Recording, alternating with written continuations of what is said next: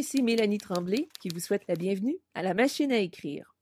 À la leçon précédente, nous avons appris à reconnaître la nature des mots, c'est-à-dire leur identité, ce qu'ils sont. Maintenant que vous maîtrisez ce concept, passons à l'étape suivante, la fonction des mots. Mais qu'est-ce que la fonction des mots? En fait, chaque mot utilisé dans une phrase a une fonction à remplir, un rôle à jouer. Les fonctions des mots sont nombreuses et aujourd'hui, nous nous pencherons sur deux d'entre elles, c'est-à-dire le sujet du verbe et le complément du nom. Commençons par le sujet. Le sujet du verbe désigne l'être ou l'objet qui fait l'action du verbe. Par exemple, Marie mange une pomme.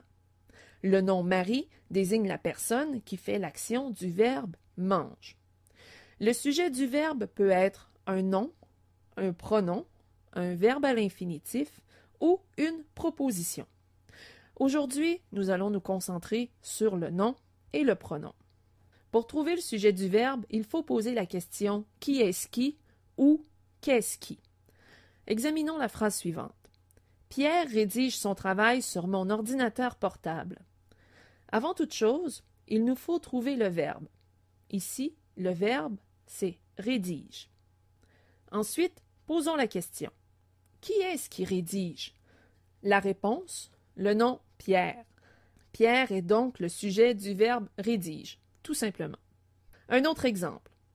Je pars en voyage la semaine prochaine. Le verbe est part. La question, qui est-ce qui part? Et la réponse à la question, je, le pronom je. Je est donc le sujet du verbe part. Un dernier exemple.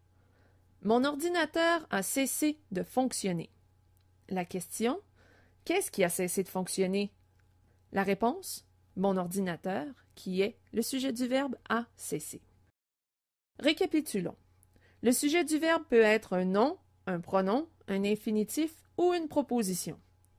Pour trouver le sujet du verbe, nous devons poser une question, soit qui est-ce qui ou encore qu'est-ce qui. La réponse à cette question est le sujet du verbe. Comme promis, parlons maintenant du complément du nom.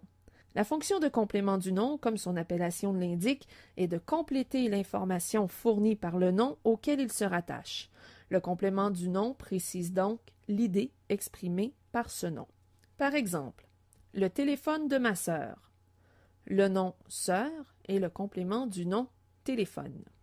Il complète donc l'information fournie par le nom auquel il se rattache. Un autre exemple, un dessert sans sucre. Le nom sucre est le complément du nom dessert, c'est-à-dire qu'il complète l'information fournie par le nom auquel il se rattache. Le complément du nom est généralement introduit par une préposition et se place tout de suite après le nom.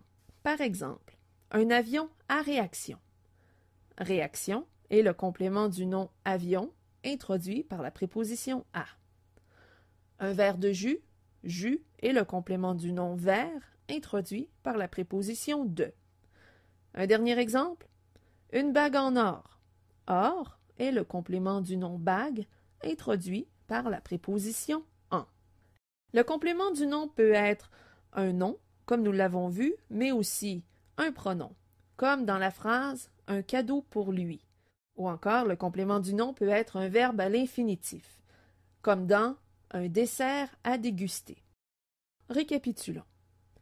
On trouve généralement le complément du nom à côté du nom et il y est relié par une préposition. Voilà ce qui conclut cette leçon. Vous êtes maintenant invité à répondre au questionnaire mis à votre disposition. Joignez-vous à nous dans notre forum de discussion ou sur Facebook à l'adresse suivante. Ici Mélanie Tremblay. Merci d'avoir été là. À la prochaine.